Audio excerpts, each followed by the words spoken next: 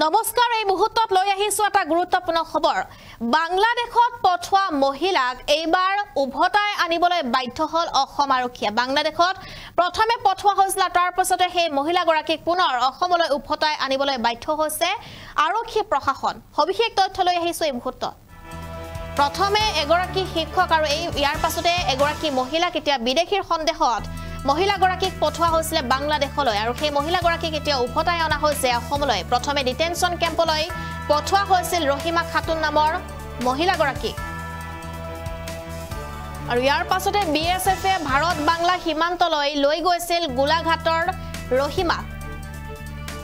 বাংলাদেশত বিজিবিৰ অত্যাচাৰৰ সন্মুখীন হৈছিল ৰহিমা খাতুন আৰু নথি পত্ৰ পৰীক্ষা কৰি পুনৰ ৰহিমা খাতুনক ভাৰতলৈ উভতাই আনিলে এতিয়া আৰক্ষী প্ৰশাসনে আমি এই মুহূৰ্তত জনাই আছো এটা অতিকৈ গুৰুত্বপূৰ্ণ খবৰ প্ৰথমে এগৰাকী মহিলাক বাংলাদেশলৈ পঠোৱা হৈছিল আৰু সেই মহিলাগৰাকীকে এতিয়া পুনৰ অসমলৈ অনা হৈছে যেহেতু তেওঁ অসমৰ যেহেতু তেওঁ ভাৰতীয় নাগৰিক তেওঁ অসমৰ আৰু ইয়াৰ পাছতে এতিয়া টুলপাৰ লাগিছে ৰাজ্যত একাংশ দলসমূহৰ কিয়নো যদিহে প্ৰমাণ নাই বা যিসকল স্বদেশী তেওঁলোকক হাৰাশাস্তি কৰি কিয় পঠোৱা হৈছিল বাংলাদেশলৈ সেয়া এতিয়া প্ৰশ্ন উত্থাপন কৰিছে বহুতো লোকে একাংশই এই প্ৰশ্ন উত্থাপন কৰিছে আৰু এবাৰ বাংলাদেশলৈ পঠোৱা মহিলাক সীমান্তৰ পৰা উভতাই আনিবলৈ বাধ্য হৈছে অসম চৰকাৰ প্ৰশাসন এই মুহূৰ্তত এটা ডাঙৰ খবৰ ৰহিমা বেগমক পুনৰ এবাৰ যেটো উভতাই আনিবলৈ বাধ্য হৈছে প্ৰশাসন ৰহিমা বেগমক প্ৰথমে বাংলাদেশলৈ পঠোৱা হৈছিল আৰু সেই গৰাকী ৰহিমাকে এতিয়া অসমলৈ পুনৰ আনিবলৈ বাধ্য হৈছে চৰকাৰ আৰু এয়া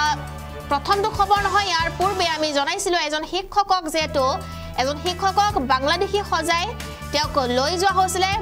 বাংলাদেশত আৰু তাৰ পিছত তেওঁকো উভতাই অনা হৈছে বাংলাদেশী বুলি আটক কৰা খাইৰুল আৰু ৰহিমাক এৰি দিলে এতিয়া আৰক্ষীয়ে আৰু এয়া সত্যৰ জয় বুলি একাংশই মন্তব্য কৰিছে নেমছৰ সভাপতিগৰাকীয়ে মন্তব্য কৰিছে বহু সংখ্যালঘু লোকক মিছাতে আটক কৰি থোৱাৰ অভিযোগ উত্থাপন হৈছে এতিয়া ৰাজ্যত যেটো এজনৰ পিছত আনজন এতিয়া বাংলাদেশী নহয় বুলি প্ৰমাণিত হৈছে আৰু সেইভাবে এতিয়া বাংলাদেশী বুলি ধৰি নিয়া এগৰাকী মহিলাক এনেদৰে ঘূৰাই আনিলে আৰক্ষীয়ে 6 দিন পূৰ্বে আছিল তেওঁ বিদেশী আৰু এতিয়া তেওঁ স্বদেশী কেনেকৈ হল ভাৰত বাংলাদেশ সীমান্তৰ পৰা আৰক্ষীয়ে ঘূৰাই আনিলে মহিলাগৰাকীক বাংলাদেশী বিতৰণৰ নামত আচলতে ৰাজ্যত এতিয়া চলিছে কি এই প্ৰশ্ন এতিয়া সংখ্যালঘু জনতাৰ এয়া প্ৰশ্ন যে আমাৰ ওপৰত ইমান অত্যাচাৰ কিয় চলিছে এয়া কি চলিছে যেটো বাংলাদেশী বিতৰণৰ নামত আচলতে ৰাজ্যত চলিছে কি ৰাজ্য চৰকাৰে এয়া কি সিদ্ধান্ত লৈছে তেওঁলোকে নাজানে এবাৰ বাংলাদেশী বুলি ধৰি নিয়া এগৰাকী মহিলাক ৰহিমা বেগমক নিয়া হৈছিল আৰু সেই গৰাকী মহিলা 6 দিন পূৰ্বে আছিল বিদেশী কিন্তু এতিয়া তেওঁ হৈ পৰিছে স্বদেশী আৰু ভাৰত বাংলাদেশ সীমান্তৰ পৰা আৰক্ষীয়ে তেওঁ ঘূৰাই আনিবলৈ বাধ্য হৈছে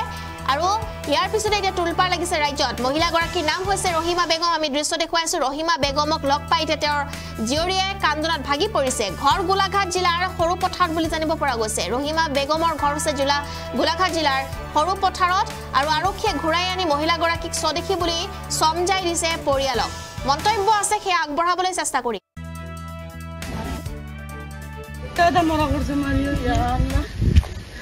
তোমার নাম কি বলে মোর নাম রহিমা বেগম রহিমা বেগম বুলি কলে বলা উঠা গাড়ীত মই কি হল বাইদেউ কওকচোন কই একো নহয় বলা সিধা উঠাই লৈ গল গাড়ীত নি থানাত বহালে সুধিলে তোমাৰ নাম কি লৰা ছোৱালী সুধিলে সব সুধিলে তেতিয়া মই কলো সবগিটা কোৱা পাছত কাগজ পত্ৰৰ কথা কলো আনিম নেকি কলে এতিয়া একো নালাগে অকলে তোমাৰ পান কাৰ্ড আৰু হেৰি লাগে আধাৰ কাৰ্ড সেইগিটাও লৈ গলো চালে চোৱা পাছত কলে সাৰ আহক তেতিয়া কিবা এটা ফয়সালা হ'ব তোমাৰ বস্তুগিটা চাব তেতিয়া বেলা বহুত হৈ গল 11টা মান হল নেকি তেতিয়া কলে কি এতিয়া তো সাৰ নাহে তোমালোকে গোলাঘাট গৈ তাতে অসি সাৰে চাব গোলাঘাট যা লৈ গল তাতে হাতৰ পিঙাপিং 8টা ললে 10টা ললে আকৌ 2টা ললে এনেকাকে ললে আমি মানা কৰিলো কেলে লৈছে আমাক খুদা সাৰ হলো নুশুনিলে কাগজ পত্ৰ গিটা কম দেখুৱালো হেতু নুশুনিলে আচ্ছা ললে তাৰ পাছত গোটে দিন ৰাখিলে ৰাতি পাৰ কৰি দিলি 11টা মানত গোলাঘাটৰ পৰা লৈ গল আমাক ধুবুৰী গোটে দিন ৰাখিলে আকৌ ৰাতি 10টাত পাৰ কৰি দিলে এটো শিলিগুৰি তাৰপৰ আকৌ কি জায়গা হেতু নাম নাজানো আকৌ ৰাতি লৈ গল এনেকা হিসাবত ৰাতি নিয়ে কোনো ফালে চাব নোৱাৰি এনেকা সবক উঠাই লৈ যায় তাৰপাছত যেতিয়া লৈ গ'ল তাত আমি ক'লো আৰুতো আমি জীয়াই নাথাকো চাগে ইমান দূৰ আনিলে। তেতিয়া ক'লে সেইখিনিত বোলে এটা কাম কৰা, তোমালোকে ভাত পানী খালা, আমি বাংলাদেশী পইচা দিম, তোমালোকে চবে লোৱা। আমি বাংলাদেশী পইচা দেখি চবে চিঞৰ বাখৰ, মতা মাইকী যিমান আছো, কাকো 500 কাকো 200 টকা এনেকুৱা দিলে বাংলাদেশী পইচা। তো আমি ক'লো ছাৰ এইকেইটা কেলে দিছে আমাক? ক'লে তোমালোকে তাত গৈ যেতিয়া উঠিবা এইকেইটা দি 2 দিনমান খাবা, এনেকুৱা ক'লে। কয় বাংলাদেশী পইচা দিয়াও হেক মানে গাড়ীত 5 জন 6 জন 5 জন 6 জনকে উঠাই নিয়া চুৰু নি ঘাটে ঘাটে এৰি আছে আৰু সিহঁতে ৰখে, আগবাঢ়াই দিয়ে কিন্তু অলপ জগা আগবাঢ়াই দিয়ে। কয় যদি তহঁতি ঘূৰি আহ শ্বুট কৰি দিম। কয় ডুব ডাব মাৰে। তেতিয়া আমি আৰু খাৰা নহয়, শুয়ে থাকো। নহয় নহয় হেৰি গুলি চলাই। ইমান বোকা আৰু ধান খেতি গোন্ধান, তাৰ মাজত চুচৰি খাৰা হ'ব নোৱাৰো, ইমান ৰাতি চুচৰি বাগৰি গৈ উঠো। এতিয়া ৰাতিপুৱা হৈ গ'ল, আমি গৈ উঠিলো। বাংলাদেশৰ মানুহকেইটাক উঠি ক'লে তহঁতক কোনে আনিলে ইয়াত? বোলে আমাক এনেকুৱা কৰি আনি আৰু আমাক পইচা পাতি দি আপোনালোকৰ দেশত পঠাই দিছে। তহঁতি আমাৰ দেশৰ মানুহ নেকি? পইচাটো দেখালো, আমাৰ দেশৰ মানুহ নেকি এনেকুৱা বুলি ক'লে। আৰু আমি এইকেইটা পইচা লুকাই লুকাই লৈ গৈছিলো, আমাৰ অসমৰ পইচা সেইকেইটাও দেখালো। বাংলাদেশৰ হেৰি বৰ্ডাৰ পুলিচে মাতিছে, সেইখিনি মাৰি আনি কৈছে তহঁতি কোনটো ৰাস্তাত নমাই দিছিলে সেইফালে যা। যাহা কালি আমি নামিছোহে বৰ্ডাৰ পুলিচ আছেই, এইফালে গোটেই আগকেইটা গ'লগে। কিজানি 100-150 গৈ আকৌ চুৰি কৰিছে। তহঁতি নাহিবি বোলে, তহঁতি নাহিবি। আকৌ সিহঁতি মানে ফায়াৰ কৰি দিছে। তেতিয়া আমি চবে মাটিত শুই আছো, আমি নিজৰ যিটো আল্লাহক মাতিব লাগে সেইটো মাতি আছো। পাছত গোটেই দিন এনেকুৱা থাকিলো, না সিফালে যাব দিয়ে না ইফালে আহিব দিয়ে। গোটেই দিন পথাৰত পানী খাই খাই গোটেই দিন পথাৰতে থাকিলো। গধূলি পিছবেলা 5টা মানত গৈ তেতিয়া বিয়চাৰে আমাক চবক মাতি আনি ক'লে তহঁতি হাতটো দাং আৰু তহঁতি আহ বোলে